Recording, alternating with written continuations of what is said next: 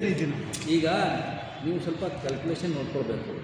ಕಮರ್ಷಿಯಲ್ಗೇನೆ amount ಜಾಸ್ತಿ ಇದೆ. 1/3 amount 250 crore ಮಾತ್ರ ಬರುತ್ತೆ. 231 crore ನಮ್ಮ ಪ್ರಕಾರ. ಔಟ್ ಆಫ್ ಅರೌಂಡ್ 685-700 crore 230 ಕೋಟಿ ರೆಸಿಡೆನ್ಷಿಯಲಿಂದ ಬರುತ್ತೆ. ಉಳಿದೆಲ್ಲ ನಾವು ತಗೊಳ್ತಾ ಇರೋದು ಕಮರ್ಷಿಯಲಿಂದಾನೆ. ಕಮರ್ಷಿಯಲ್ಗೆ ಒಂದು ಲೆಕ್ಕ ಮಾಡಿದ್ದೀವಿ. ಪರ್ ಸ್ಕ್ವೇರ್ ಫೀಟಿಗೆ ಎಷ್ಟು ತ್ಯಾಜ್ಯಕ್ಕೆ ಒಂದು ಮ್ಯಾಪಿಂಗ್ ಮಾಡಿದ್ದೀವಿ. ಆ ಪ್ರಕಾರ ಮಾಡ್ತಾಯಿದ್ದೇವೆ. ಅದಕ್ಕಾಗಿ ಕಮರ್ಷಿಯಲ್ ಮೇಲೆ ಜಾಸ್ತಿ ಭಾರ ಬರುತ್ತದೆ. ಬಟ್ ಅದು ಭರಿಸಲೇಬೇಕಾಗಿರುತ್ತದೆ. ಯಾಕೆಂದರೆ ತ್ಯಾಜ್ಯ ನಿರ್ವಹಣೆ ಸರಿಯಾಗಿ ಆಗಿಲ್ಲ ಅಂತ ಆದರೆ ಎಲ್ಲರಿಗೂ ಕಟ್ಕೊಳ್ಬೋದು. ತ್ಯಾಜ್ಯಕ್ಕೆ ದರ ಸೆಸ್ ಹಾಕೋದು ರೇಟ್ ಲೀಸ್ಟೇ ಕೊಟ್ಟಿಲ್ಲ sir. Cess is a different matter. Cess is for the street cleaning ಇರುತ್ತದೆ.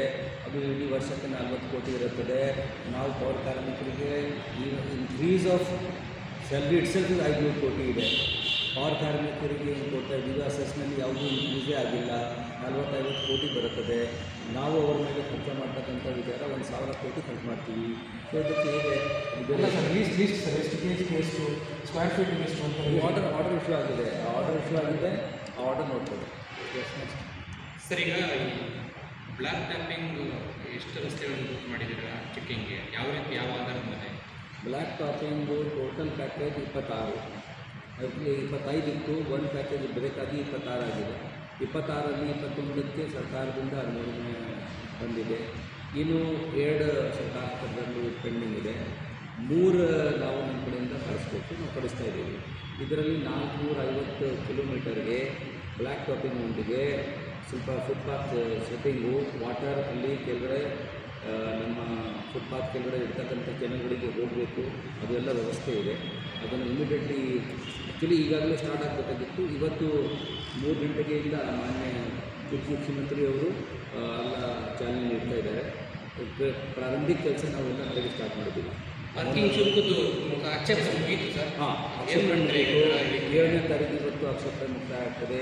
ಅದರಲ್ಲಿ ಬಂದಿರುವ ಆಕ್ಷೇಪಣೆಗಳನ್ನು ನೋಡಿಕೊಂಡು ಬದಲಾವಣೆ ಇದ್ದರೆ ಸರ್ಕಾರ ಹಂತದಲ್ಲಿದೆ ಅನುಮೋದನೆ ಆಗುತ್ತದೆ. ಬದಲಾವಣೆ ಇಲ್ಲ ಅಂದರೆ ನಾವೇ ಮಾಡ್ಬೋದು ಹಾಗೆ. ಬಟ್ ಅದು ಏನು ಆಕ್ಷೇಪಣೆ ಬಂದಿದೆ ನೋಡಿಕೊಂಡು ಜನರ ಅಭಿಪ್ರಾಯ ಏನಿದೆ ನೋಡಿ, ಯಾರ ತೀರ್ಮಾನ ತೆಗೆದುಕೊಳ್ತಕ್ಕಂಥ ಅಧಿಕಾರ ಯಾರಿಗೆ ಇದೆ ಅವರಿಗೆ ಮಂಡಿಸಿ ಅದರ ಮೇಲೆ ತಗೊಳ್ತೇವೆ. ಸಾರ್ವಜನಿಕರ ಆಸ್ತಿ ತೆರಿಗೆ ಕಟ್ಟಿಲ್ಲ ಅಂದರೆ ಸೀಸ್ ಮಾಡಿದರೆ ಸರ್ಕಾರಿ ಕಟ್ಟಡಗಳನ್ನ ಸೀಸ್ ಮಾಡ್ತಾ ಇಲ್ಲ. ಅದಕ್ಕೆ ಏನಾದರೂ ಸೀಸ್ ಮಾಡೋಕ್ಕೆ ಸೂಚನೆ ಕೊಡ್ತೀರಾ? ಓಕೆ. ಈಗ ಸಾರ್ವಜನಿಕರು ಅದನ್ನೇ ಪ್ರಶ್ನೆ ಮಾಡ್ತಾ ಇದ್ದಾರೆ. ಅದಕ್ಕೆ ಪಿಟಿಷನ್ ಹಾಕಿಕೊಂಡಿದ್ದಾರೆ. ಈಗ ಸಾರ್ವಜನಿಕರ ಆಸ್ತಿ ಸರ್ಕಾರಿ ಆಸ್ತಿ ಅಲ್ಲ. ಪಿಟಿಷನ್ ಹಾಕಲಿಕ್ಕೆ ನಾನು ಬಿಡ ಅಂತ ಯಾರಿಗೂ ಬರಲ್ಲ. ಪಿಟಿಷನ್ ಹಾಕ್ತೀವಿ. ಈಗ ಬರುತ್ತದೆ. ಏನು ಕಟ್ಸಾಗಿ ಮಾಡ್ತಾರೆ ಮಾಡಿಕೊಂಡು ನಾವು ನಡೀತಾ ಇರೋದು ಎಲ್ಲ ಸರ್ಕಾರಿ ಕಟ್ಟಡ, ಕೇಂದ್ರ ಸರ್ಕಾರದ್ದು ರಾಜ್ಯ ಸರ್ಕಾರದ್ದು ಪ್ರಾಪರ್ಟಿ ಟ್ಯಾಕ್ಸ್ ಅದ್ರ ಮೇಲೆ ಇಲ್ಲ. ಅವ್ರ ಮೇಲೆ ಇದೆ ಸರ್ವಿಸ್ ಚಾರ್ಜಸ್. ಅವರಿಗೆ 0 ಇದೆ ಪ್ರಾಪರ್ಟಿ ಟ್ಯಾಕ್ಸ್. ಸೊ ನಾವು ಮಾಡಬೇಕು ಅಂದರೆ ಸರ್ವಿಸ್ ಚಾರ್ಜಸ್, ಸೇವಾ ಶುಲ್ಕ ಸರ್ವಿಸ್ ಚಾರ್ಜಸ್. ಆ ಸರ್ವಿಸ್ ಚಾರ್ಜಸ್ 25% ಆಫ್ ಟ್ಯಾಕ್ಸ್ ಅಂತ ನಾವು ಬಾಡಿಗೆ ಟ್ಯಾಕ್ಸ್ಗೆ ಅಂದರೆ ಆಗ್ತಕ್ಕಂಥ ಏನು ನಿಯಮಗಳಿದೆ ಅದು ಇದಕ್ಕೆ ಕಾನೂನು ಪ್ರಕಾರ ನೋಡಿದರೆ ರೂಲ್ ನೋಡಿದರೆ ಅದು ನನಗೆ ಆಗೋದಿಲ್ಲ. ಟ್ಯಾಕ್ಸ್ಗೆ ಬರ್ತಕ್ಕಂಥ ವಿಚಾರ ಇದು ಸರ್ವಿಸ್ ಚಾರ್ಜ್ಗೆ ಡಿಫಾಲ್ಟ್ ಮಾಡ್ತಕ್ಕಂಥ ವಿಚಾರ. ಸೊ ಅದಕ್ಕೆ ಬೇರೆ ಥರ ರಿಕವರಿ ಇರುತ್ತೆ. ಇಲ್ಲಿಗೆ ಬಿಲ್ಡಿಂಗ್ ಏನಾಗ್ತದೆ ಪ್ರತಿ ವರ್ಷ ಮಾಡ್ತೀವಿ ಗುರುತು ಮಾಡ್ತಿದ್ದೀರಾ ಡಿಮಾಲಿಷನ್ಗೆ ಟೋಟಲ್ ಇವತ್ತು 700 ಆರ್ಡರ್. ಅಪೀಲ್ನಲ್ಲಿ ನಾವೇ ಡಿಮಾಲಿಷನ್ ಕನ್ಫರ್ಮ್ ಮಾಡಿದ್ದೀವಿ 700 ಆರ್ಡರ್ಸು.